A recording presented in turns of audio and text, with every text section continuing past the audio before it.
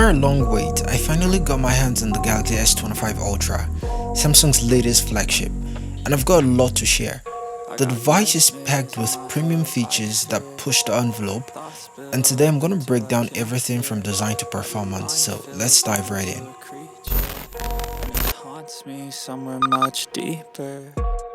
First up, this is a big premium phone. With a screen size of 6.9 inches and a weight of 218 grams, the last thing you'd mistake it for is some cheap toy. It doesn't just feel premium, it is premium. The Gorilla Glass Victor stool back and the Grade 5 titanium frame practically scream, "Hey, I was built without price restraints." And trust me, the moment you pick it up, you know it doesn't get much better than this. The titanium grey variant has this cool champagne gold vibe, and with the display stretching to the very edges with the tiniest bezels I've ever seen, the design is pretty safe, it's very Samsungy, and it's very solid. Now let's talk about that display. You're looking at a 6.9-inch flat Quad HD dynamic LTPO Super AMOLED screen with 120Hz refresh rate and HDR10 Plus certification, which is just a fancy way of saying it's arguably the best display on any phone, period. Okay. Watching videos or gaming on this device is a treat, especially with a screen to body ratio of over 90%. Sure, it isn't curved and that makes me a little sad, but with the next gen Gorilla Glass Armor 2 cutting down on glare and reflections, plus a 2600 nit peak brightness for outdoor use, it's hard to complain. On the software side, we have Samsung's One UI 7 based on Android 15, and if there's one word to describe it, it's butter. The UI is smooth and responsive, making everyday interactions feel lag-free. I'll cover more on the full review, but here's the kicker. You get up to 7 years of software support. That's like keeping your phone until we hit 20 million subscribers. Or Android 22. I don't know who's gonna hold on to their phones for that long, but it's pretty assuring to know that you wouldn't be left behind anytime soon. Now let's get into what powers this beast.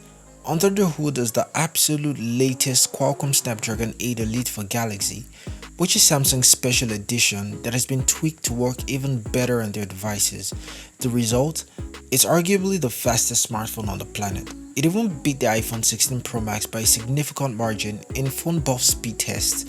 Plus you've got stereo speakers with Dolby Atmos, an IP68 water and dust resistance, 12GB of RAM with storage options ranging from 256GB to an entire 1TB of UFS 4.0 storage.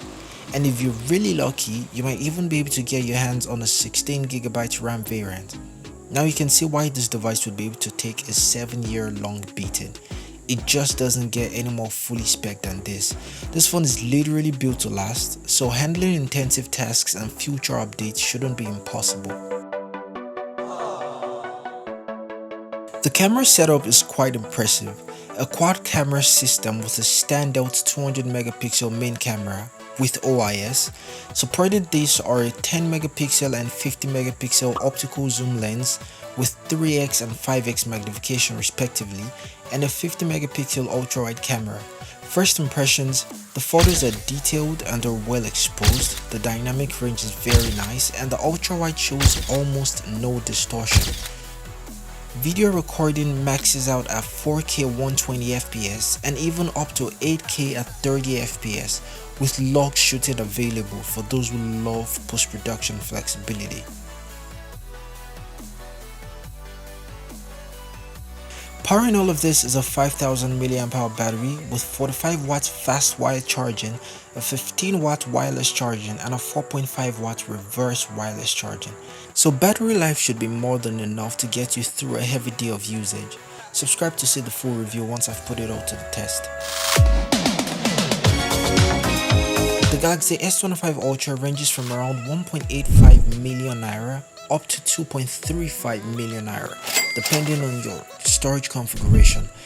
It's positioned as a premium investment. If you're looking for the top of the line performance and features, it might just be worth every penny. Overall, the S25 Ultra is a solid premium device that barely misses any max. It's like Samsung's "if it ain't broke, don't fix it" approach, refining last year's S24 Ultra into something even better. Sure, it's a little bit pricey, but it competes strongly against the likes of the iPhone 16 Pro Max, which I'll be reviewing soon. So, is the S25 Ultra the best device for its price? Let me know what you think in the comments, and stay tuned for the full review where I'll dive even deeper. If you enjoyed this video, drop a like and subscribe, and leave a comment down below telling me what you enjoy and what device you'd like to see a video on next, and I'll see you in the next video.